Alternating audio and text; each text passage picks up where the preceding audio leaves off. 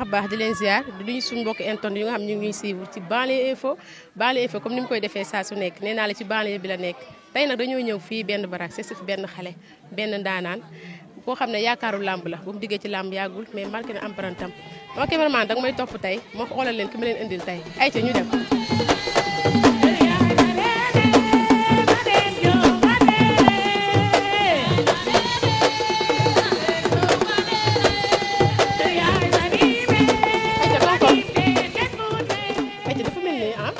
seen tagi nii buy armée borom benn baraak mais ay ci armée loo ñuy dawee nii yow.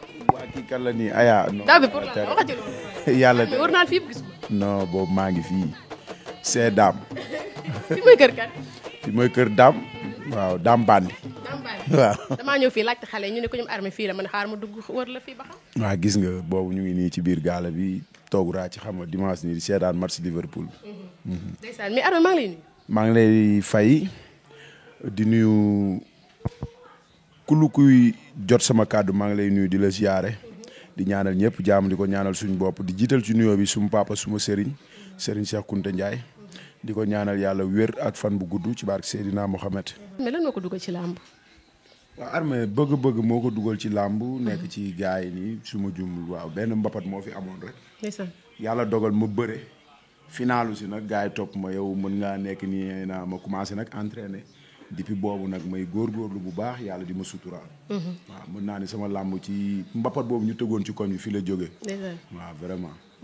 mais armée bi ngay dugg ci làmb amoo woon jafe-jafe parce que dañu gis tey ay mbër yoo xam ne bi ñuy dugg ci làmb dañu am jafe-jafe comme seen papa du nangu wala seen yaay wala seen frère est-ce que armée bi muy dugg ci làmb amoon na jafe-jafe wala. waaw vraiment nag bi may mbapat au début sama yaay d'accordul woon. bi ma demee nag un jour mooy sama première kii ma ñëw indi benn gros suukar mooy bi ma finaaloo noonu beneen bi ma ñëw gañe saaku ceeb. bi ma gañee saaku ceeb mu xaw a kontaan ma xëy nag daan ne gars yi comme ñun ñoo fa nekkoon di bëre maak suma gars yi. maa ko jël mais ñun ñëpp ñoo ko bokk nañ xool nuñ ko séddoo suñ benn gars daan ne non moom dafa am combat nañ ko jaay. séddoo ndax moom dafa bëgg a defar ay tiset. boobu mbapat la am ma ne ko amul problème ñu jaay ko mais boobu xawoon na am problème. sama yaay dafa woo presque sama famille yëpp. ne leen kii narul baax. kii jël lu toll ni saako ceeb indi ko ba def si yaakaaru nit ñi mais bi ma ko expliqué nag ni mu demee après mu comprendre. mais bi ma njëkkee am combat arène nag. mu xool mu ne ma combat dóor comme yi ñoom Yékini ñi di def. man ko waaw dóor la rek ku la dóor da ngay fayu. mu bàyyi ba ci suba daana ma est-ce que mënoo woo promoteur bi ki ko tëgg. nga ne ko mu def ko lamb simple mën ko xool simple nag ci koñ bi la yem. góor laa ñit ñi góor lañ après mu koy maîtriser. waaw maa ngi koy ñaanal nag. waaw yàlla oyoful suuf ci kawam suufu Touba sedd ci kawam. mu nekkoon yaay ju bëgg njaboot. ku bëggoon ay doomam. ku nangoon a sonn ngir ay njabootam. yàlla na dajeeg soppeem ba rasulillahi. allahumma amiin Seydina Mohamed ak mboolem way dawlu. ndeysaan mais armée est-ce que mbapat na. waaw parce que dañuy gis tey armée mbër yu bëri yoo xamante ne nii maanaam seen bëree bënn na mais mbapat bi bënnul woon. est-ce que armée mbapat bi bënn na wala. non loolu sa caméraman bi moo koy laaj mais yow xam nga ci dara. yow mais ñi bëgg a xam. non yow tànn béer bu ne toj nga ko fi ci mbapat. li ma mbapat arène ma ko. xam naa ne 12 combats laa bëreegun arène mais li ma indi ci drapeau fii ci mbapat ëpp na 12. waaw loolu moom wér na mbapat yooyu lan la combat nommé la woon wala. non ay 72 heures. ay 72 heures. combat nommé moo si gën a tuuti. man li ma am ci combat nommé est-ce que sama carrière est-ce que du ay 8 wala 9. su ma juumul daal côté yooyu la 8 wala 9 mënu koo paase. combat nommé yi. combat nommé 8 wala 9 du ko paase benn laa ci ñàkk. benn kase laa ci ñàkk. waaw yi des yëpp maa daan musuma mat si nii. armée drapeau yi bari na. loolu kenn du la ko wax. parce que dañuy gis bëri yoo xam ne te ne dañuy jël ay drapeau mais ak yeneen yi ñuy defaru yi seen bokku tey di defar. non yow drapeau bu ñu am fii lañ koy feetee. waaw bu ñu bëree ji. fii lañ koy feetee fu ne kii nañ fa loolu moom yaakaar naa du débat bi. mais armée dafa am ñoo xamante ne dañuy defaru de. parce que yow bokkoo ci ñuy defaru yooyu moom yooyu xale yee watal ñun passé nañ foofu. ndeysaan mais armée ban mbappan nga bëri tey koo xamante ni pour l'instant ñu ngi koy dégg ci arène bi muy toj benn mbër boo xam ne dégg nañ ko arène bi pour l'instant ni muy toj ban mbër la nga ngi ciy wax. non bëri na nag bëri na ñoo xam ni. bëri naa ak ñoom mais tey am na ñoo xam ne tey yow maanaam fi leen làmb fi ma yegg ci làmb egguñu fa. egguñu ci ceer bi sax. te bëri naa ñoom te ay champion lañ. comme ñan. ku mel ni nu mu tuddati am na benn mbëru Kër Massar. kooku laa mujjee bëreel mbapat. moo tudd léegi Boy Kaza. Boy Kaza. waaw. Boy Kaza bu Kër Massar. moom laa mujjee bëreel ci combat nommé. waaw ay bu dee ay tournoi moom taxul ñuy wax. ay tournoi. tournoi bi moom mujjee yëngal mooy bi Père Birahim ñoom tëggoon fii. tournoi Père Birahim waaw mooy mbapat bi 2S tëggoon fii. boobu armée jaxase woon nga ko. waaw boobu bokk na ci tournoi yi mu mujjee bëri ndax fa laa jóge rek dugg arène. ma duggee arène nag concentré wu ci làmb dóor bi. waaw moo waral sama mbapat xawoon a tardé tuuti. tardé wul sax ndax dama ci def li ma war a def. war a def arène lu ma war a def. armée ban mbapat la bëri tey boo xam ne dem na këram toog xam nga des fois mbëri bëri combat boo xam ne day bitti nga dem sa kër toog naa non tey moom bëri naa mbapat boo xamante ne mosuma ko bëri sa diggante kan loon boo ñu koy wax. waaw sama combat bi mu bëree mu metti trop bëreewu ma ko fii maa ngi ko bëree pire. waaw étudiants yi nekk foofu ñoo tëggoon ay combat maa bëri avant grand combat ma doon bëri benn mbëru tëngeej xaw ma nag nu mu tuddati ci àdduna. mais bëri nañ fa bëre bu metti boo xam ne daan naa ko ba pare man. ñibbi damaa ñibbi feebar fekk maa ngi daloon foofu benn dëkk bu ñuy wax Kër Baaba Alima. mais bi ma ñibbee damaa feebar. ndax combat bu metti billaahi combat boobu yaakaar naa sama mbapat yi moo ci gën a metti. combat boobu ko tëggoon. ay étudiants yi nekk Pire waaw ñoo ko tëggoon. man maa doon bëre avant grand combat bi. après yaa ko mujjee daan. maa daan waaw. mais armée dañu daan gis tamit ngay dem kooki di bëre pourquoi dematoo kooki di bëre armée succès bi moo yaatu léegi wala. non combat lañ ma fa daan jox rek. ma dem bëre ji man ay caajaay ak ay. sama booy bi yóbbu na ma ba ñaning ma bëre ji. xam nga man fu ne. man fu sama nit nekk rek bu ma woowee bu amee combat damay dem. waaw man noonu laa doon dundee suma life bi may toll ci mbapat. ndeysaan waaw fu sama nit nekk bu ne ma fii am na combat damay ut paas takk jóg dem. waaw su ma juumul ay àllu tiwaawoon bi ak fu ne. damay dem di bëri ji. billaahi. mais mbappat bi daal mën nañ jàpp ne armée gagné na ji tey loo xamante ni tey day toog këram di ko xool naan lii de ci mbappat yi laa ko gagné boo ñu ko doon wax lan la moo xam mu nekk nag écran plan wala leneen loo xam ne tey mi ngi sa kër kër boo yeewoo di ko gis ne lii ci laa amee woon mbappat bi ci laa amee woon lii. non mbappat yow tamit nag avant 2011 2010 laa gëj a mbappat. 2010 ak léegi est-ce que du 11 ans. waaw 11 ans la. 11 ans. mënu cee téye dara loo xam ne yow. signature lay doon ci yow. arène bi ma mujjee bëree daaw rek ba moytuwul man la yor mënuma laa wan ne la lii ci arène laa ko amee mbapat moom taxul ñuy wax. ayca ba tey di leen fàttali yéen ak seen émission bu mag bi nga xamante ni mooy Banlieue Info tey nag ñu dalal benn xale benn ndaanaan fii ci benn baraak muy armée bu benn baraak comme ni ma wax sànq naam bu mu duggee ci làmb yàggul mais wane na ay preuve def na 12 combats 10 victoires 2 défaites tey moom lañ fekk si koñam dana waxtaana moom ci làmb armée kañ la dugg ci combat bëri doo fi nga xam ne de mbàccum gerte la armée feebar yëpp ne fi nga tànn siti waaw man maa ngi dugg le 13 novembre 2011 le 13 novembre 2011 laa bëre son premier combat jour boobu Yanda ak Cheikh Kane bu Géejawaay ñoo doon bëre grand combat bi ndeysaan waaw yaakaar la woon man ak Rabu Faas Rabu Faas dafa mel ne kenn déggatu ko armée ci lamb ji lu mu demee noonu waaw yaakaar naa comme la ma ko doon wax signature ne ko damay bañ bëre yow ba pare nga jaare fi raar lamb ji mais noonu la fa demee nag mais dafa mel ne loo gëmoon la parce que bi nga ko daane ba tey man laa gëj a dégg sax Rabu Faas non boobu ëpp ma taxul nga daan ma man ëpp ma rek taxul nga daan ma boobu man biir na ma ni xanaa ñu bañ a jàppante mais buñ jàppantee dama koy daan man loolu leer na ma ndax lu yàlla def la dëgg la kenn mënu ci dara dama koo dàqoon a bëre fuuf te dañ maa ëpp ñu ma doole loolu da ciy gée boo jàppanteek man li nga doon foog du nekk après nga ñëw sa deuxième combat waaw comme dab rek ma daanaat boobu maa ngi am benn booy Pakala Junior. arbitre dafa mel ne 8 victoire nga tegle ci jamono yooyu su ma juumul. non 7 la 8 sama 8e combat laa soog a ñàkk. nga ñëw sa deuxième combat yaakaar naa. maa ak Pakala Junior la Pakala Junior nga daan ko. ñëw troisième. maa ak. xam mbëri nga daan nag macha allah xaw nga fàtte sax. non troisième su ma juumul Ndiaga Diop xaw ma waaw. Ndiaga Diop bu Texas waaw. mais armée bu ñëwee fi naan armée sa troisième combat day gudd. armée dama ciy cité benn combat boo xam sa digganteeg Boy Niang la woon armée combat boobu dafa métti woon parce que su ma juumul avance bi nga koy jël ñu ci bëri dañ ne armée ki ngay bëreel moo la du ma ne moo la ëpp doole moo la dàq xeex armée nga jël ko jël risque sa digganteeg Boy Niang ñëwal ma ci tuut parce que dama ci gisoon ay failles yoo xamante ne nii yow rek yaa ko mën a expliquer combat bu métti woon sa digganteeg Boy Niang laa bëgg nga ñëw ci. waaw suñu magum làmb la. vraiment doon ndaanaan doon champion. ndeysaan. nekk ci keppaaru Baye Balla. dëggal waaw. ñu xam rek doon ndaanaan tamit bu ñëpp nangul. dëgg la. combat bi ñu xas-xas loo signature bi xam nga mu gëm ni daf maa war a duma daan ma. man ma gëm ne li mu wax mënul nekk. ñu bëree noonu moo tax combat bi metti su 8 minutes yu nga xam ni arbitre attewul kenn bàyyantewul bëree dóor ndax combat bu metti la woon. combat bu nga xam ni bokk na sama combat yi gën a metti arène. waaw bëree dóor. amul bàyyante benn jàppante la waaw benn ba làmb jeex 8 minutes yu nga xam ne action sur action. mu doon ndaanaan nag. ndax def na fa xeeti bëre yu nga xam ni yàllaa ma suturaal mais kon daf may daan. daf lay daan waaw. bëri na fa lu nga xam ne daan na ku dul man. man loolu leer na ma.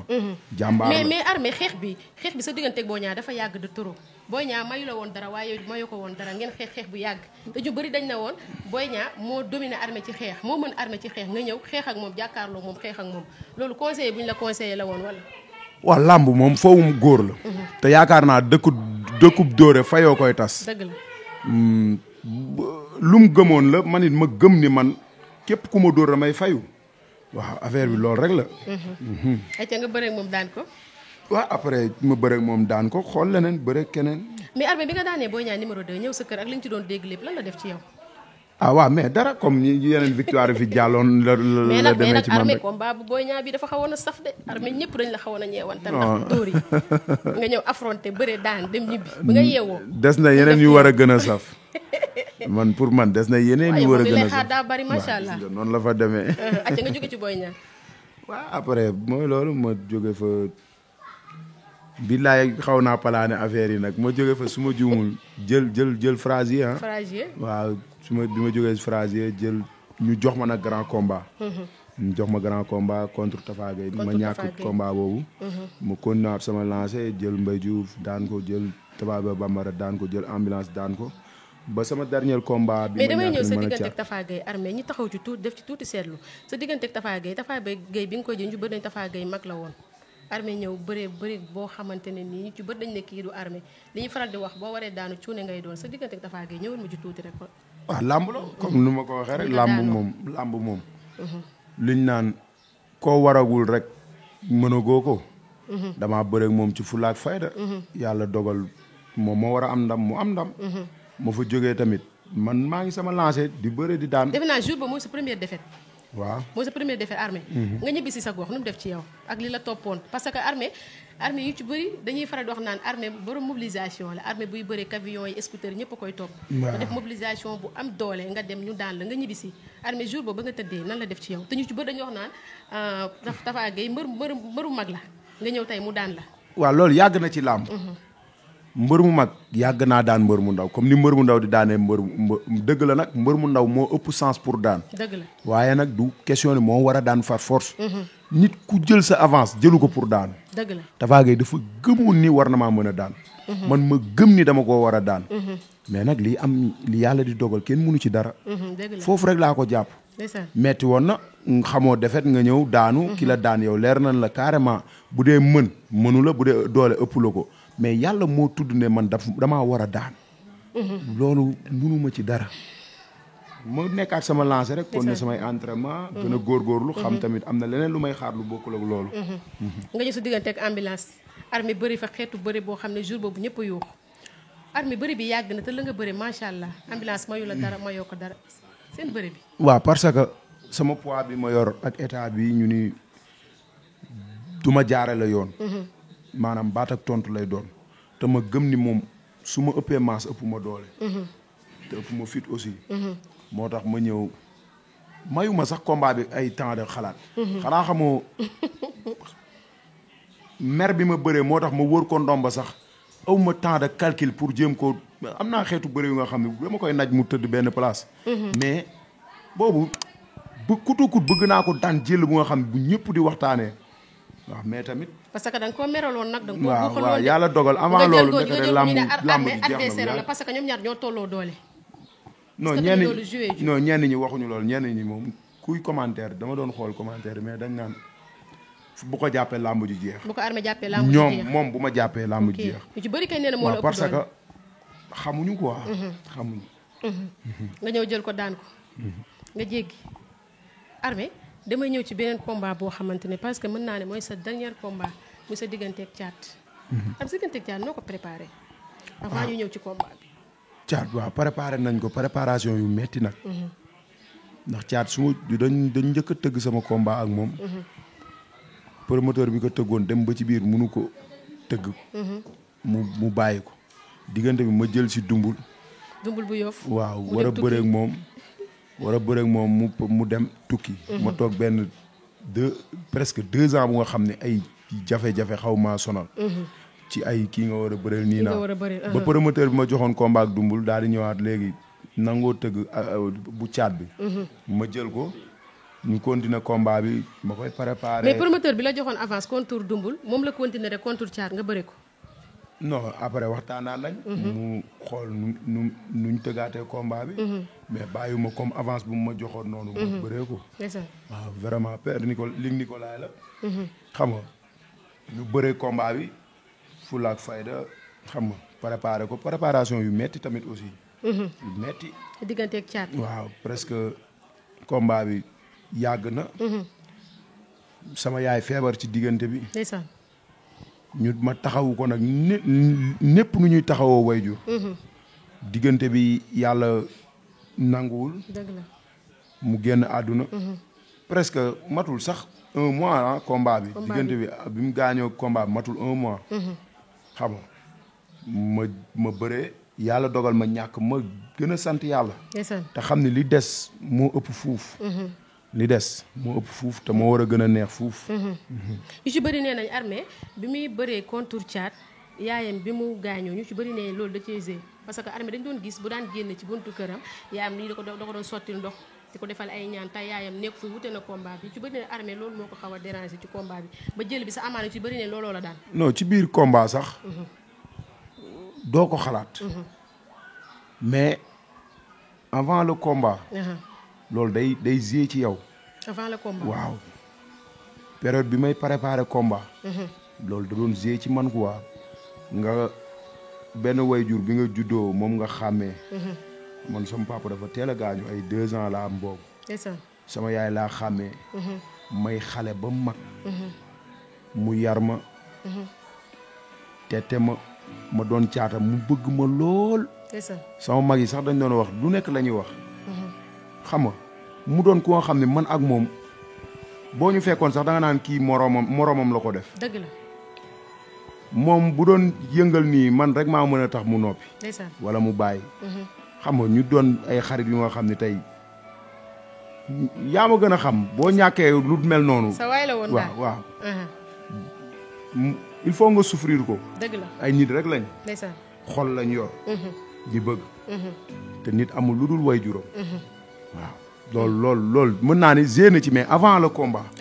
mais jour ji moom damaa war a daanu. waaw jour ji moom déwuma ci boo ci géew bi di xalaat sama yaay wala sama papa wala sama nijaay man ak mbër mi ñoo doon bëre wane naa fa fulla ak fayda.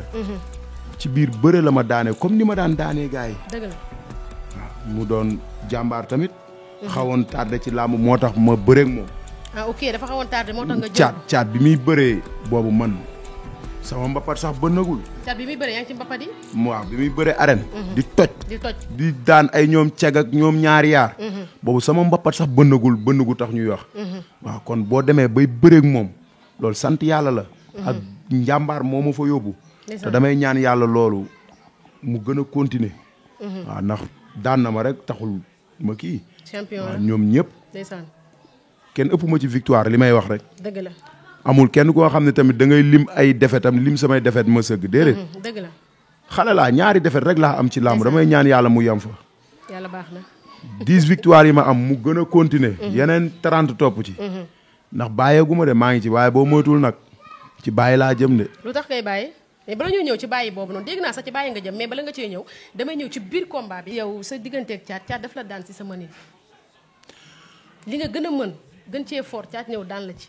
waaw moo lay wan ni làmb reenu ñàmmi la. fu ko neex lay dammoo. ma loolu lu ma gëm la. dëgg la maa gëm ni may daanee nit ñi man mën nañ maa daanee noonu. su may dem loolu laay yóbbaale. ndeysaan jom ak fula nag laay yóbbu mais gëm naa ne man ni may daane nit ñi bis mën na ñëw ñu daane ma noonu. kuy daan di dem rek gisaguma ko fi. dëgg la waaw da ngay daan tey suba ñu daan la. waaw yàlla nay sorante nag. ndeysaan waaw dëgg la mais après nga ñëw daanu ca digganteeg caat Armé def 12 combats 10 victoires 2 défaites. nga ñëw daanu sa digganteeg caat tey Armé ñëw ñu jox ko Feugeula nan ngay préparé Feugeula te Feugeula sax Armé dégg naa ñu ne Feugeula jotul avance sax yow jot nga avance combat boobu nga yaakaar dina am wala parce que Feugeula nee nañ jotul avance. Man de jot naa. jotuma avance bu jógee CNG mais jot naa lu nga xam ne comme li ñuy wax dogale njëkk. booleeg la ma yor samay dem ak samay Dakar. commencé nekk ci combat bi ba léegi bàyyiwuma. maa ngi ci combat bi ndax contrat laa ko mën a tuddee. contrat la suñuy combat ñu noonu lay taxawee. buñ ne yaag diw. ne dugal ci dara. mooy avance bi rek. daanaka danga noonu ngay préparer sa combat. ndeysaan bu jeexee nga laal sa reliquat. waaw loolu moom promoteur bi def na ko ak man. waaw jàpp nañ daal yow sa combat yaag caat yaag Feugeula daal taxaw na. waaw moom la ma jot nga avance yaa ngi waaj. moom la ma annoncé Feugeula nee na jotul avance. loolu moom la concerné. ndax bokkuma ci staffam. xamaluma ko dara. lenn rek laa séq ak moom. arbitre wàccee loxoom ma dal ci kawam daan ko bu bëggee su bëggul mu dem xooli leneen ma xooli leneen. comme nga daan ko ni da koy bëgg wala. mais loolu moo fi nekk. Armé Feugeula nga am de. bon loolu moo fi laa nekk ilaha illa su bëggee su bëggul tamit. borom man li may wax rek entraîné wu ma pour moom. sama carrière visé wu ma ko pour moom. promoteur bi moo xool combat bu mu bëgg mu proposé ma ko ma waxtaan ak staff bi ñu ni bëgg nañ ma jël. su promoteur bëggee beneen combat. ma bëgg staff bëgg ma jël boobu bëreel ko ndax man xaalisam dama koo lekk. te ci kàttanu yàlla bëgg naa koo bëreel. yow daal mën na jàpp ne yaa ngi waajal Feugeula jël na avance jëlu avance yow yaa ngi waajal Feugeula. moom laay waajal ba may gis leneen. d'accord ayca Armé dañuy ñëwaat ci beneen côté boo xam mooy actualité. Armé mbër yi danoo toog bëriwuñu avance bi ñu la joxoon amaana lekk nga ko jeex na Armé ngeen toog nii toogaay bi nii. waaw wax nga lu am solo coronavirus ba tey feebar bi ñëw ngeen toog bëriwu leen Armé lan ngay wax ci loolu. wax nga lu am solo. mais aya ñun ay gor lañ ay doomi gor lañ. bu dee lu nga xam ne pour nga jot si il faut nga mars. jot ci man Armé man doyal naa loolu. yow doo mars. non su la mbëri woon pour ñu ngay mars doo mars. marsuma suñuy réunion dinaa ñëw suñuy waxtaan dinaa ñëw mais pour mars ay taal pono ay kii man. non mars pas taal pono sax doxu ñaxtu comme artistes yi fi mu toll nii ñoom tamit def nañ seen marche bu rëy ba président am na lu mu yëkkati teg seen loxo est-ce que jotu tamit yéen mbëri ngeen jóg pas taal pono ngeen jóg yéen tamit def benn marche bu am solo. mais jàppale leen. président Macky Sall bëggul làmb. su bëggoon làmb war naa gestu làmb. làmb na xool li muy dugal. làmb day créer emploi. làmb seul làmb moo fi sport bu nga xam ni mooy yëngal réew mi. dëgg la mu neex mu naqari. mais su ma lenn la man ku toog di gërëm tabaxal nañu arène nationale man dama ne arène nationale mooy bàmmeelu làmb man loolu laa ko tuddee. arène nationale mooy bàmmeelu làmb. bàmmeelu làmb nga tuddee ko loolu. waaw fa la ñu war a suul làmb daanaka te ñu ngi ci tànk yi. tëgg ba ñu tijjilee arène nationale ba léegi. imagineel yow tey ku doon fay ci stade yu ndaw yi 500000 nga ñëw fee fay 1,500,000 pourquoi. yow nga ni da nga leen a defar arène. xanaa ci gratuite la ci gars yi war a tëgg. bu mu demee ba mën a ñàkk ñuy fay frais de organisation kase mais affaire yi gën a seer. sponsor yi amul. li ma gën a metti ñun. dañuy dagg licence chaque année ci keesu nguur la jëm. dañuy dagg assurance chaque combat dañ ciy génnee sa assurance. ci keesu nguur la jëm. ñi nga xam ne yàlla may na leen dëgg ba ñuy fayee ko ay millions. dañuy fay impôt. mais Macky lu toll ni 1000 milliards. ci Covid bi. nga téye ay gor ay doomi jàmbur. ay xale yu nga xam ne amuñu benn activité bu dul sport. du 100 francs yoo leen jaar yoo leen jox ñu téye ñi jëloon ay avance su jàmbur mu jeex ci ñoom imagineel xar sax boo ko téyee ci kër di nga ko jox lu ngooñ mu lekk mais mu tëj ay doomu jàmbur su ma nee la guléet ren ñu coupé ma 2 fois doo ko gëm barki Seydina Mohamed kon lu ma dundee taxatul ñuy wax waaye yow ñàkk bëre bi feebar bi ñàkk bëre bi dëkk bi dërëm amu fi bu ma gisoon leneen lu ma liggéey dama koy liggéey mais amul xëy toog bii nii ngay xëy toog à part là yow liggéeyoo dara lu may liggéey élevé laa doon def da nga ko bàyyi élevé bi nu may damaa daan loo daanee billaahi wallaahi wa taala premier confinement bi sama bandu ginaar yi matee plus de bandu 250 nga yar ko ay 2 millions et quelques naax saay dara mais fu may jógee kan moo may mayaat loxo ma jóg xanaa damay ñaan yàlla amaat combat te avance ba jeex na lekk nga ko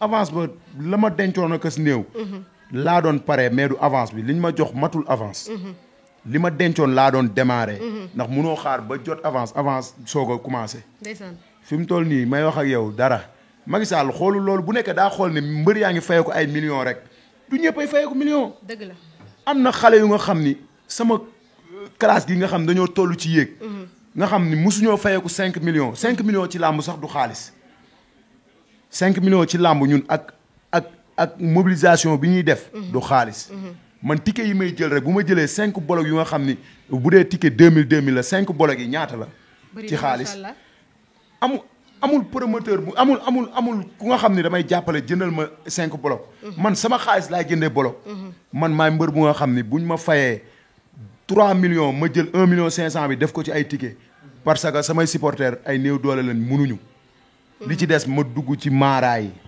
li ci des ma dundee ñi ci war a xaj ñëpp xaj da ngay pare di xaaraat yàlla mais Macky def na lu garaaw ba muy subventionné ay waykata ki fecc kata ki géwal waroon na sóoraale daa téye làmb ji bu bàyyi woon làmb ñu bëre mais fecckat dañoo am fulla gu doy ne dañoo génn def mars yéen bëri lan moo tax man la loolu du dëgg du yoon gis nga ñi ko war a coow tamit bu dee Gris Bordeaux mooy suñ président lutteur en activité c'est que xam nga la moo tax làmb ñoom yor nañ oto yu neex yor nañ ay kër seeni bien yëpp baax na ñoom bu Covid bi demee 4 ans yor nañ luñ dundee mais ñun bu demee 2 mois dañuy jeexal li ñu yore munuñoo yore 6 mois waxantuma laa nag nga bëgg a jëm 1 an et quelque yoo xam ne yëngatootoo ci benn activité li nga doon yëngatu sax daanu nga yow fi mu toll nii da ngaa nekk rek yow di xaar lu kenn xamul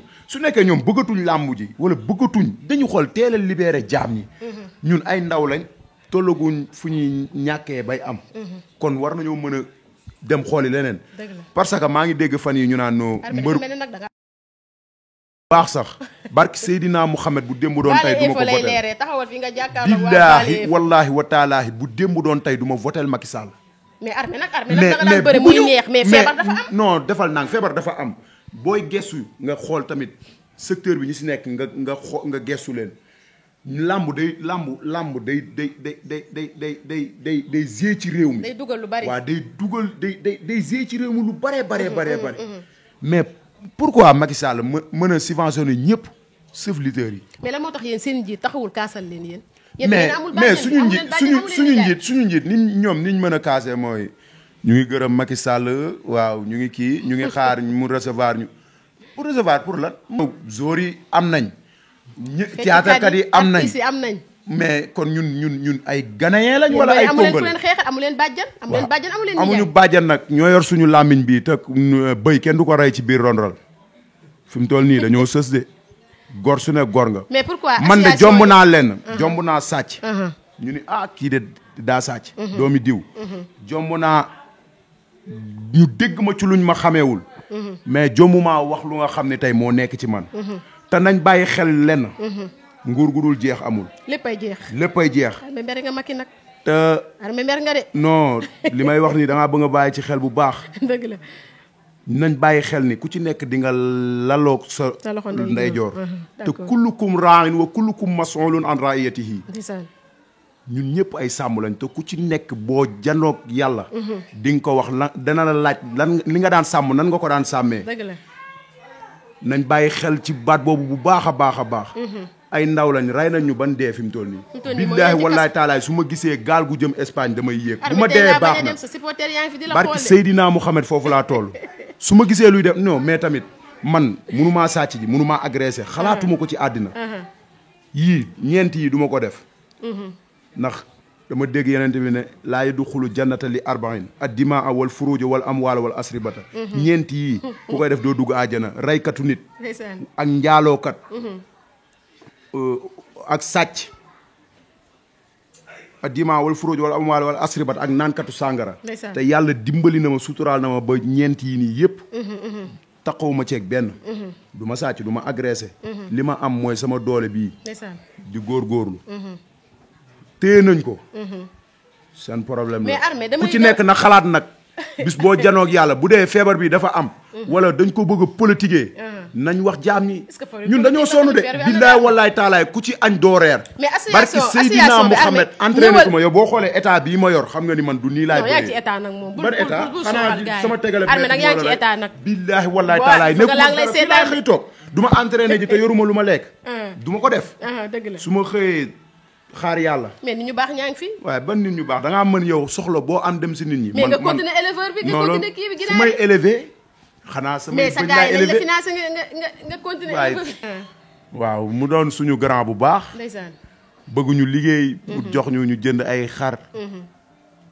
booleeg li ñu yoroon dañoo daanu ba jaaxaan barke Seydina Mouhamed xayaa lu méttee ñu dal ci événement tabaski bi non dañoo jënd ay xar jaayuñu boole seeg ñu sàcc suñ benn xar jaayuñu ñu jëndee ay xar 85 000 mujj di jaay 60 000 lañ doon jaay wala 55 000 jaay ci ñaar yi des lamb ñu mu doon coono bu méttee mais nag sant yàlla te yàlla dañu fa inna ma'al usri yusran inna ma'al yusri yusran ginnaaw jafe-jafe bu ne bànneex mu ngi ci wet gi ñun loolu lañ gëm ñun ay ndaw lañ non defal nànk ñun ay nitu daara lañ ñun làmbu daa nekk suñu bëgg-bëgg ñu nekk ci mais man pour nga dégg-dëgg billaahi wallaahi taalaay sama côté famille yaay sama famille baay ñëpp ay xaafisul quran lañ ay wàlliyu kamal boo demee sama famille papa nga dem Saalum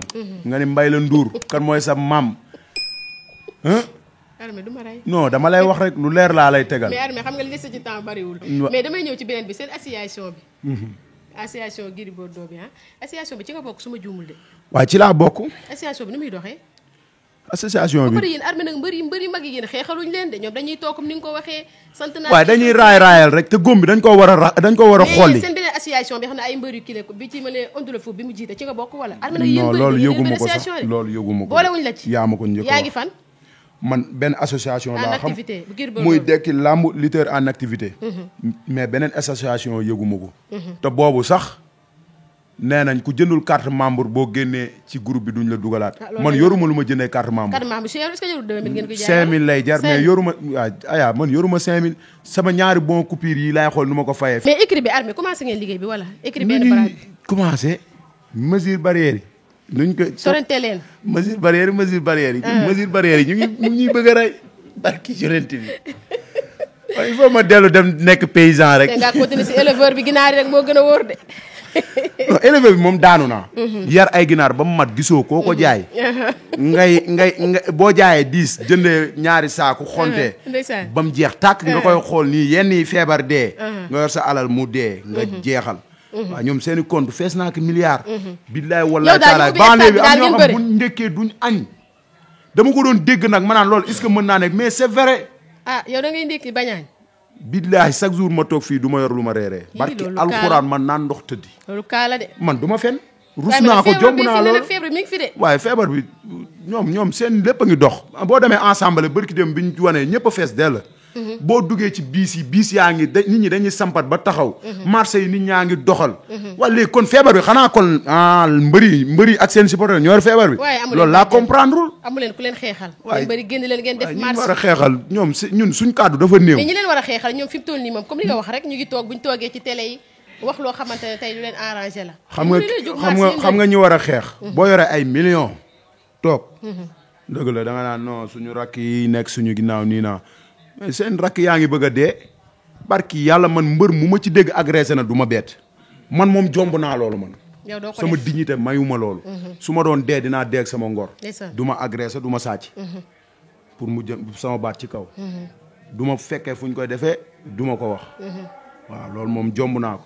waaye seede yàlla. waaw bon ñu ngi sant yàlla di julli ci yeneenteem bi di nuyu suma gaay yi. waaw di sant sama gaay yi mu nga fekkal fii ma toog ku mel ni suñu grand Babou Ndaw làmp xam nga ñoom Njool Toubé paysan bi ak Idée Coon Modou Fall Dame. waa néeg bi Njool xam nga kulluhum rek. di nuyu suma grand yu baax ku mel ni Talla Diop ay ñoom grand Mamadou Diène xam nga grand Ngañ. xam nga grand Zungale ñoom Mbay Diallo di ko nuyu bu baax surtout suma grand bu baax xam nga. di nuyu suma copain Ifra. di nuyu waa gars yi jàppale armée yëpp. di nuyu képp kuy bëggee armée aussi.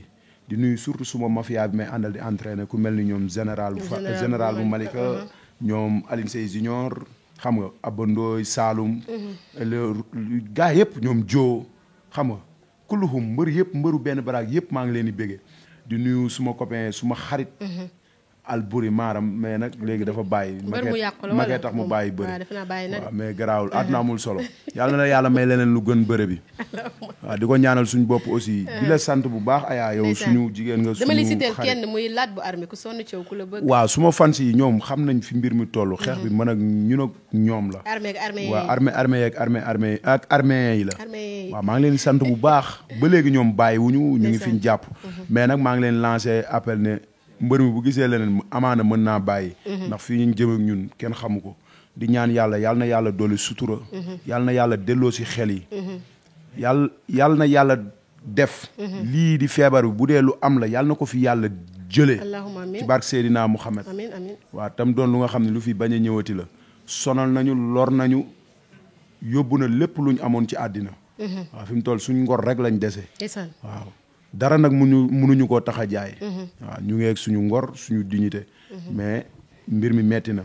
yàlla na yàlla dolli jàmm ci réew mi. allahumma amiin. waaw yàlla na yàlla dolli jàmm ci réew mi yàlla na leen yàlla kàttanal seen site bi yàlla na ko yàlla def. Baale Info mi nga xamante ne ci banlieue bi la nekk. waaw jàppale ndaw ñi. waaw loolu suñu yëf la. ndax banlieue ñun ay doomu banlieue lañ. fii nga ma fekk fi laa juddoo fi laa yaroo fi laa màggee lu ma xam fi laa ko xamee kon. ñun ay doomu banlieue lañ. waaw na ci ñëpp teg loxo rek gars yi abonné nag. tey bës kolos bi. waaw message yi dal ñuy suivre. ndax loolu mooy doole site bi. waaw site bi loolu rek moo ko mën a yóbbu ci kaw ci kanam. xam naa ni seen dem ci kanam mooy suñu dem ci kanam. yàlla na yàlla dolli sutura ak jàmm ci barke Seydina Mouhamed. jërëjëf kontaan nga daal. kontaan naa non kontaanu ma de. waaw ba ñu tijjiwul ñu ngi nii toog kay. neem wax nga li la neex rek ne kontaan na.